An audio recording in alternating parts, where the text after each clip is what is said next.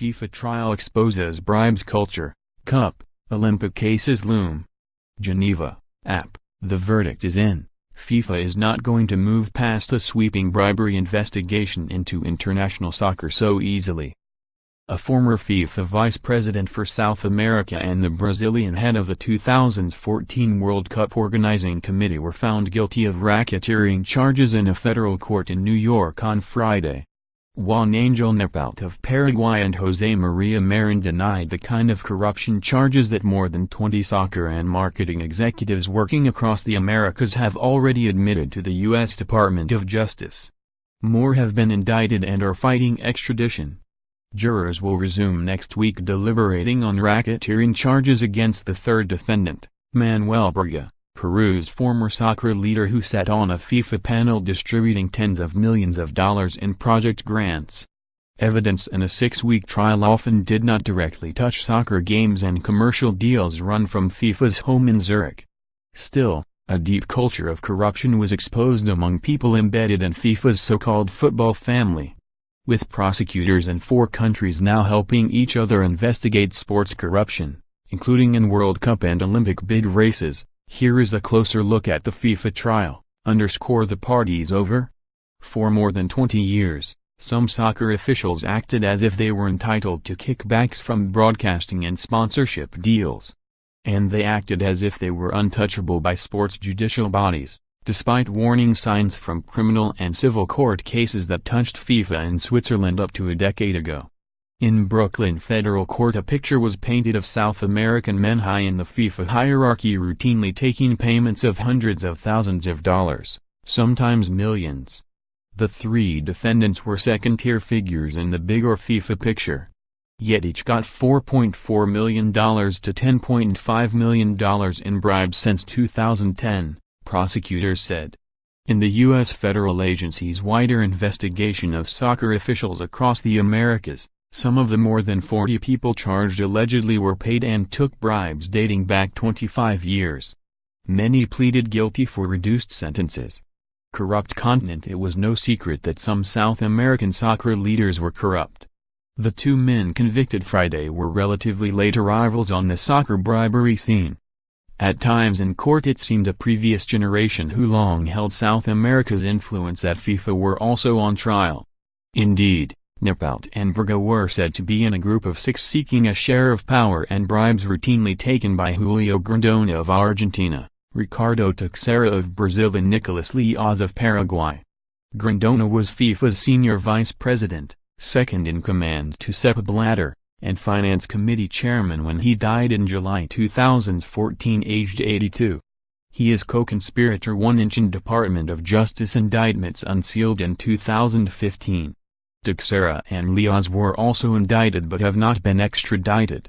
Both left the FIFA Executive Committee by April 2013 to avoid Ethics Committee bans for taking kickbacks from World Cup TV deals in a previous scandal known as the ISL case.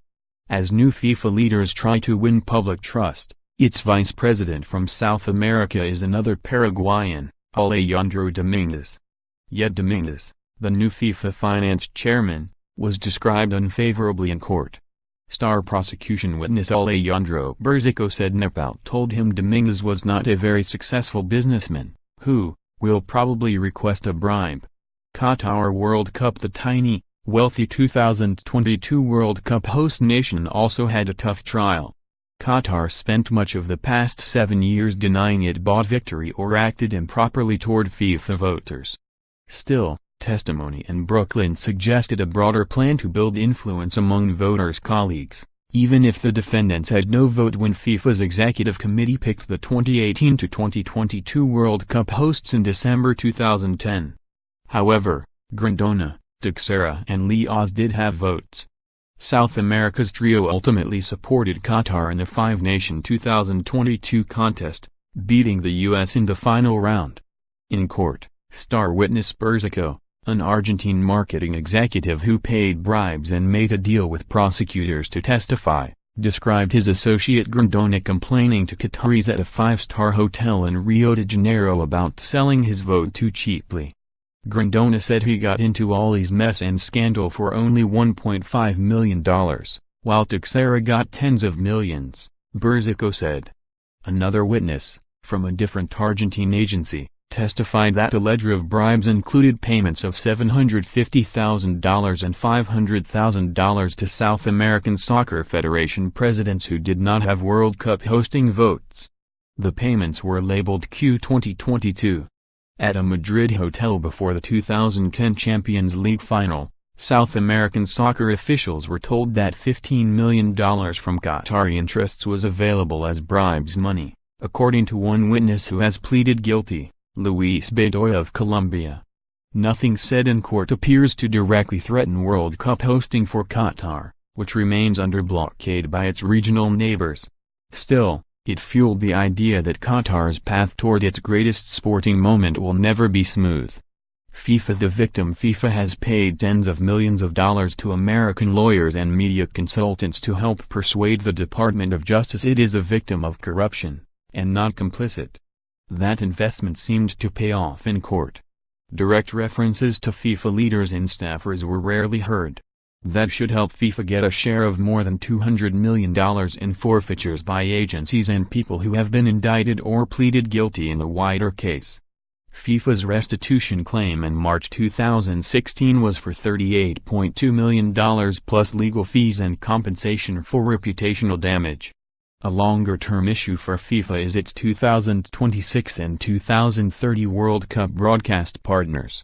While not charged in the American case, Fox Sports, Globo of Brazil, Televisa of Mexico were mentioned in testimony.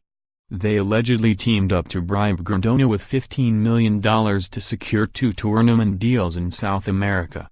Another 2026 to 2030 rights holder, Qatar's BN, is already under criminal investigation in Switzerland for suspected bribery in the deal. 2026 World Cup host on June 13 in Moscow. FIFA member federations will pick the 2026 World Cup host. The North American bid, splitting 60 games in the United States, 10 in Canada, 10 in Mexico, is favored to win. It is unclear if the other bidder, Morocco, can even stage an expanded 48-team tournament. But will voters reward the nation whose law enforcement agencies shook FIFA to its core? They might be persuaded by money. FIFA relies on World Cup commercial deals for about 85% of its income. It likely will need a bankable World Cup after underperforming sponsorship programs for the next 2 editions in Russia and Qatar. A North American World Cup should set records for average game attendance and profitability. It could also woo potential sponsors currently wary of working with a FIFA that risked being indicted. WHO is next. Brooklyn, Bern, Switzerland, Paris, Rio de Janeiro. In all 4 cities federal prosecutors are pursuing allegations of corruption in global sports, including winning bids for the 2006, 2010, 2018 and 2022 World Cups, plus the 2016 and 2020 Olympics.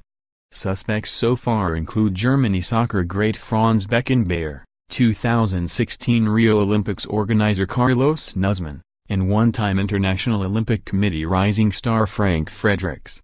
A protected witness in the U.S. is Russian doping whistleblower Gregory Rodchenkov, former director of the Moscow testing laboratory. In Brooklyn, a spin-off case saw a former FIFA Audit Committee member from Guam plead guilty to taking bribes from an Olympic Council of Asia account. The clearly identified co-conspirator 2 inches in that case is a kingpin of Olympic politics, Sheikh Ahmad Al-Fahad Al-Sabah of Kuwait. Prosecutors in 4 cities, sharing information, taking years to build cases. More seem sure to follow. _more app FIFA coverage, www.appnews.com/tag/FIFA